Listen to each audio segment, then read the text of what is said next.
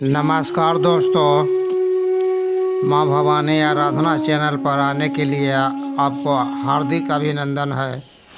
यदि मेरे चैनल पर पहली बार आए हैं तो लाइक करें, शेयर करें, सब्सक्राइब करें ताकि आगे आने वाला वीडियो सबसे पहले आप तक पहुँचे। दोस्तों, आज मैं दीपक के संबंध में बताऊंगा। जो पूजा पाठ करते समय दीपक जलाया जाता है, उस दीपक के महत्व के बारे में बतलाऊंगा। पूजा पाठ करते समय या मंत्र जाप करते समय दीपक क्यों जलाया जाता है, क्या कारण है कि दीपक जलाया जाता है। दोस्तों, इसके लिए समझना बहुत ज़रूरी हो जाता है। केवल पूजा पाठ मंत्र जाप करने से कोई फ़ायदा नहीं होगा। कैसे आप जानेंगे कि मेरी पूजा जो मैं कर रहा हूँ, मंत्र जाप कर रहा हूँ, मैं आध्यात्मिक के सही राह पर चल रहा हूँ या नहीं चल रहा हूँ। या इसका संकेत आपको दीपक का ज्योत ही देता है कि आपकी पूजा पाठ सही मार्ग पर चल रहा है, आपकी मंत्र जाप सही मार्ग पर चल रहा है। आप जब पूजा पाठ कर रहे हैं या मंत्र जाप कर रहे हैं तो आप दीपक जलाते हैं, तो उस दीपक के जो लौ निकलता है उस लौ पर आपको ध्यान देना अति आवश्यक हो जाता है।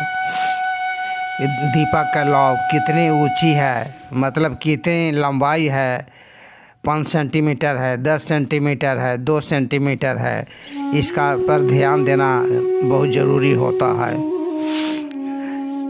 दीपक की लौ स्थिर जल रही है कि नृत्य कर रही है, दाएं बाएं आगे पीछे ऊपर नीचे हो रही है, इस पर भी ध्यान देना अति आवश्यक हो जाता है।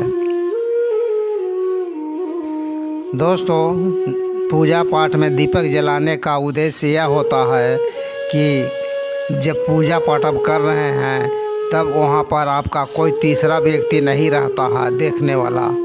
केवल दीपक महाराज ही, अग्नि महाराज ही आपके पूजा पाठ का साक्षी होते हैं। आप जो भी पूजा पाठ करते हैं या मंत्र जाप करते हैं तो अग्निदेव ही आपके इष्ट देव तक पहुंचाते हैं। इसलिए जलाया जाता है कि मैं जो पूजा पाठ कर रहा हूं वह अग्निदेव हमारे इष्ट देव तक पहुंचाए। इसलिए पूजा पाठ में दीपक जलाना अति आवश्यक हो जाता है।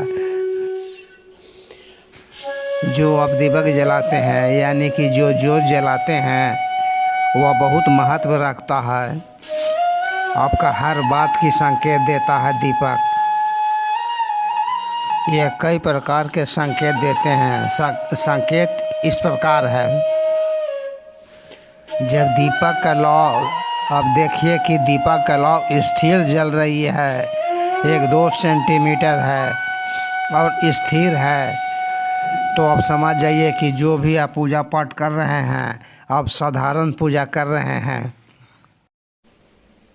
और जब दीपक की लौ 5-6 सेंटीमीटर से ज़्यादा लंबी है यानी कि ऊंची है, या दीपक का लौ नृत्य कर रहा है आगे पीछे दाएं बाएं ऊपर नीचे बिना हवा के, जबकि हवा कोई नहीं लग रही है फिर भी नृत्य कर रही है लौ, तो समझ जाइए कि आपका इष्ट देव जिनका आप सेवा कर रहे हैं वह बहुत प्रसन्न है, आपसे अति प्रसन्न है।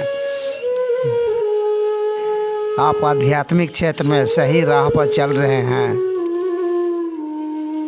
आपके पूजा पाठ को आपके इष्ट देव स्वीकार करने लगे हैं।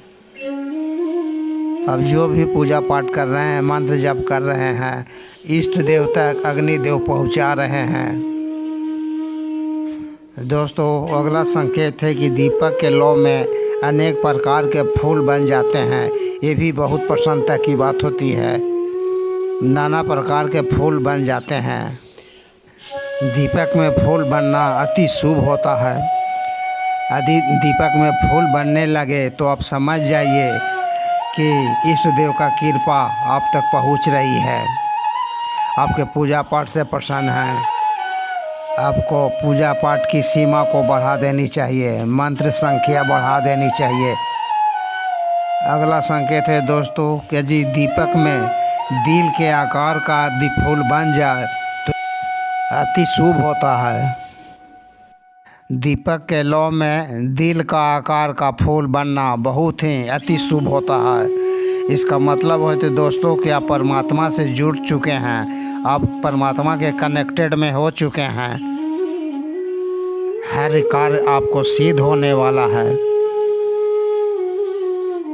यदि आप चंचल स्वभाव के हैं तो अब एकदम शांत स्वभाव के हो जाएंगे। आपका मन शांत होने लगेगा, आपको अकेलापन ही अच्छा लगेगा। अपने इष्ट देव के प्रति आप अकेला में शांत होकर के आप गुणगान स्तुति भजन करते रहेंगे। दोस्तों एक बात और बता दूं, आज की दीपक जलाया हुआ यदि आप अगले दिन पूजा करने जाएं तो सबसे पहले दीपक देखें। दीपक में घी तो नहीं बच चुका है, तेल तो नहीं बच चुका है।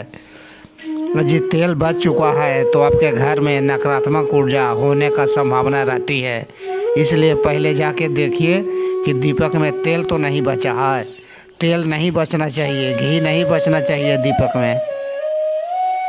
यदि दीपक में तेल घी बच चुका है तो समझ जाइए कि आपके घर में नकारात्मक शक्तियाँ का वास है। इसे हटाने का प्रयास करना होगा।